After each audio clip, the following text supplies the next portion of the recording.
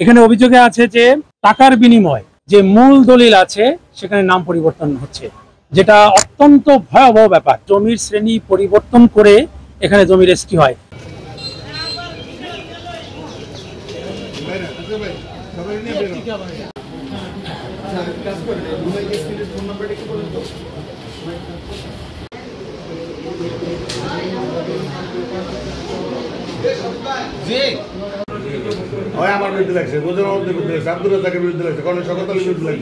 আমার সাথে আমার দুজন কর্মকর্তা সহ আজকে 5 সদস্যের একটি টিম আমরা দুর্নীতি দমন কমিশন প্রধান কার্যালয়ের নির্দেশে এবং আমাদের ডিডি মহোদয়ের দিক নির্দেশনায় আজকে অভিযান পরিচালনা করছি সদর সাব রেজিস্ট্রি শরীয়তপুর কার্যালয়। এখানে সুনির্দিষ্ট বেশ কিছু অভিযোগ রয়েছে, যে অভিযোগের সাথে জনসম্পৃক্ততা আছে এবং দুর্নীতি দমন কমিশন মনে করে যে এটা হ্রাস হওয়া দরকার এবং এটা নির্মূল হওয়া দরকার। অভিযোগের বিষয় আছে যে অবৈধ অর্থ আদায়, যেটা কোনোভাবেই আসলে গ্রহণযোগ্য নয়। অভিযোগে আছে যে জমির শ্রেণী পরিবর্তন করে এখানে জমি রেজিস্ট্রি হয়, তার তথ্য প্রমাণ আমরা একটা পেয়েছি অলরেডি, আমরা সেটাও তথ্য রেকর্ডপত্র সংগ্রহ করেছি।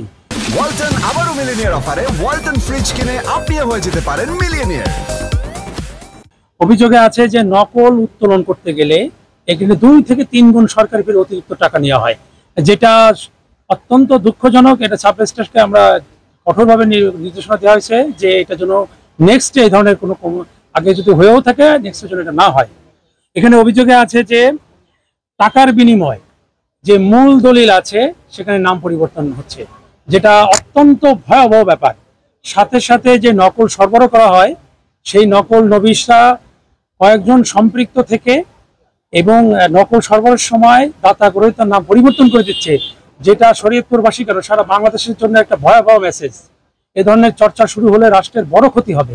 দুর্নীতি দমন কমিশন এটা মনে করে যে এটার অত্যন্ত বড় ধরনের একটা আইনানুগ ব্যবস্থা গ্রহণ করা দরকার, আমরাও সেটা মনে করি এবং নেক্সট ভবিষ্যতে এটার রেকর্ডপত্র আমরা সংগ্রহ করেছি এবং খুব দ্রুতই কমিশনে এর বিপরীতে যে ডকুমেন্টগুলো আমরা পেয়েছি তার আলোকে আইনানুগ ব্যবস্থা গ্রহণের জন্য সুপারিশ করা হবে। আজকে মাদকদ্রব্য দুদকের একটি টিম এখানে এসেছিল। ওনারা মূলত বেশ কয়েকটা দলিলের বিষয় 3-4 বছর আগে কিছু দলিলের রাজস্ব ঘাটতি ছিল, ওইগুলোর ব্যাপারে খোঁজখবর নিয়েছেন, এগুলো জমা হয়েছে কিনা এই। আর আরো কিছু অভিযোগ বলছে যে অনেকগুলো লেখক নাকি টাকা বেশি নেয়, তার বলছে যে আমাদের এখানে টাকা পয়সা নেওয়া হয়। আমরা সরকারি নিয়ম নীতি অনুযায়ী যথাযথ রেজিস্ট্রি করছি, জনগণের দিয়ে যাচ্ছি, এখানে নিয়মের বাইরে কোনো টাকা পয়সা লেনদেন হয় না এই। আর ওনারা ওই আগে কিছু দলিল দেখতেছিল, ওগুলো দেখাইলাম এই দলিলগুলো সবই 2-3 বছর আগে। আমার আমলের কোনো অভিযোগ বা কোনো অনিয়ম তারা পায় নাই। কোনো একটা দলিলের বিষয়ে তারা বলছে যে এটা রাজস্ব ঘাটতি হয়েছে, কিন্তু দলিলটা পর তারা দেখছে, দেখার পরে সেখানে শ্রেণী রেখা আছে বাগান, তো এখন ওনারা বলছে যে এটা সরজমিনে গিয়ে তারা ওইটা যাচাই বাছাই করবে যে আসলে সত্যি অর্থে রাজস্ব ঘাটতি হয়েছে। এছাড়া একটা জিনিস বলছে সেটা হলো দলিলের দাতা গ্রহীতা চেঞ্জ করে নাকি আমরা দলিল করে না, সেটা বিষয়টা কি? এই বিষয়টা ওনারা বলছে সেই দলিলটা কত সালের 18 সালের মতো একটা দলিল, কিন্তু সেই দলিলটা পার্টি ডেলিভারি নিয়ে গেছে, কাজে আমরা আমাদের হাতে নেই দলিলটা। ওনারা পরবর্তীতে রকম করতে পারে, তাই দেখা যেতে পারে আসলে বিষয়টা কি হয়েছে। মূল দলিলটা আগেই নিয়ে গেছে।